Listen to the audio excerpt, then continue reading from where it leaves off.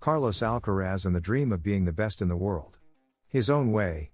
The Spanish tennis player premieres a Netflix documentary series that showcases his athletic side but also his more personal side.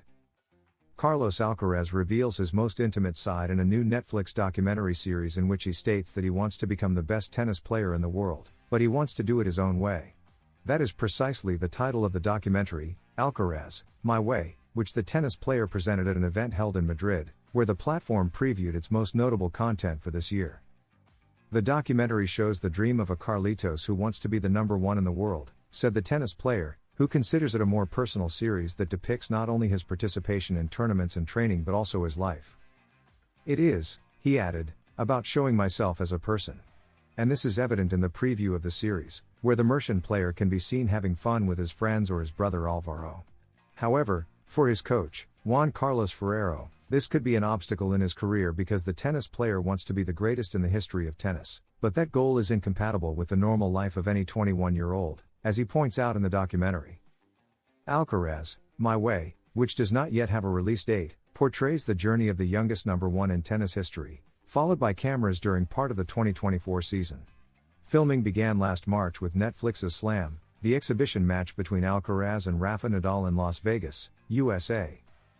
The whole world knows about Carlos' successes and talent. We are very excited about this unique opportunity to accompany him during a crucial season on the court and, beyond it, to discover the person and his values through him and his surroundings, said Álvaro Diaz, Netflix's director of non-fiction content in Spain and Portugal, in a statement when the series was announced. Hope without Carlos Alcaraz.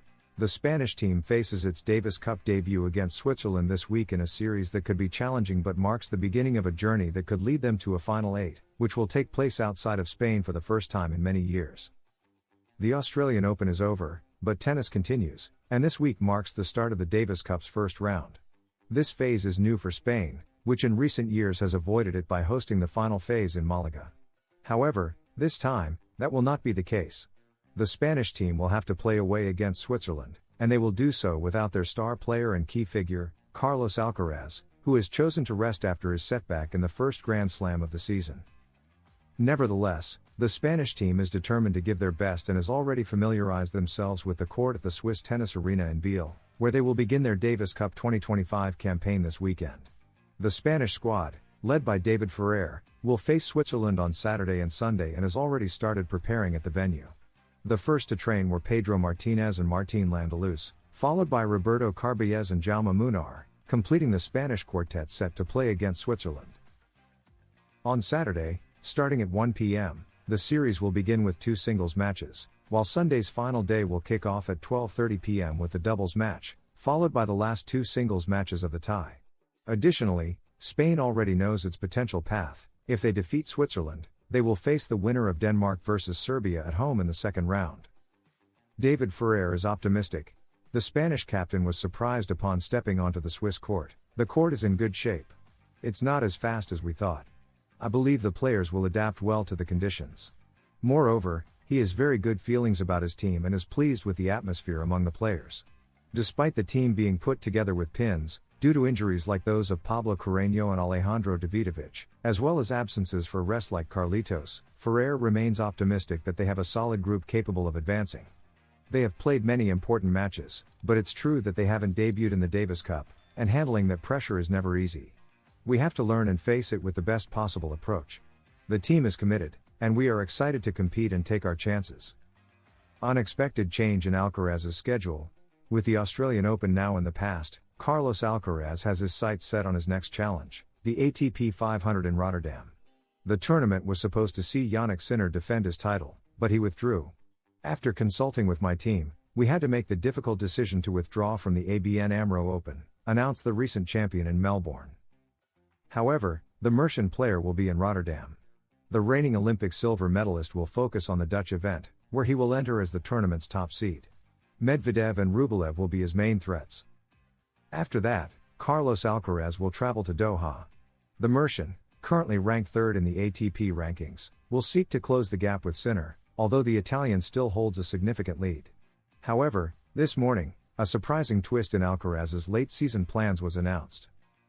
For the first time, the Murcian will play the ATP 500 in Tokyo.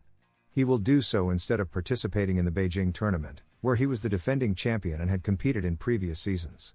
This marks the first time Alcaraz has included the Japanese tournament in his schedule, which will take place from September 22 to 30. This unexpected change in his itinerary comes as a surprise, especially given the expectations in Beijing for the return of their last tournament champion. That event also marked the last hard-court defeat of Jannik Sinner in an epic victory for Alcaraz. Thus, Alcaraz's calendar takes a turn, making Tokyo his first stop on the Asian Tour. The Mercian includes the Japanese event for the first time in his roadmap and will not defend his title in Beijing. Carlos Alcaraz suffers a double blow from Australia. The Spanish tennis player entered the first Grand Slam of the season with two key objectives, but the outcome was not as expected. And in the final between Sinner and Zverev, he received an unexpected jab. He spent the prior month preparing diligently, avoiding any preliminary tournaments to arrive as fresh as possible for the first Grand Slam of the season.